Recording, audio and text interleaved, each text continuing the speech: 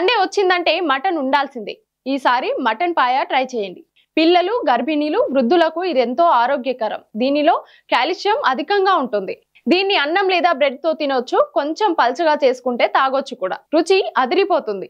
దీన్ని ఎలా చేయాలంటే ఫస్ట్ ఉల్లిపాయ, పచ్చిమిర్చిలను సన్నగా తరగాలి. శనగపప్పు వేయించాలి. కొబ్బరి తురుములో కొన్ని నీళ్లు, వేయించిన శనగపప్పు వేసి మెత్తగా గ్రైండ్ చేసి పక్కనుంచాలి. మేక లెగ్ పీస్లను శుభ్రంగా కడగాలి. వీటిని పసుపు, అల్లం వెల్లుల్లి పేస్ట్, యాలకుల పొడి, ఉప్పు, మిరియాల పొడి పూయాలి. ముక్కలు మునిగే వరకు నీళ్లు పోసి కుక్కర్లో 6 విజిల్స్ వచ్చే వరకు ఉడికించాలి. ఈలోగా సూప్ లో వేసేందుకు మసాలా రెడీ చేసుకోవాలి. కడాయిలో నూనె వేడయ్యాక ఉల్లి తురుము వేయించాలి. అది గోధుమ రంగులోకి మారాక మిర్చి తురుము, కారం, కొబ్బరి మిశ్రమం వేసి కలుపుతూ స్లిమ్ లో 5 నిమిషాలు ఉడికించాలి. అందులో మేక లెగ్ పీస్లను వేసి మూత పెట్టి మరో 10 నిమిషాలు ఉడికించాలి. చివర్లో గరం మసాలా, కొత్తిమీర తురుము వేసి కలియ తిప్పి దించేయండి. వేడి వేడి మటన్ పాయ రెడీ. దీన్ని తినొచ్చు, తాగొచ్చు.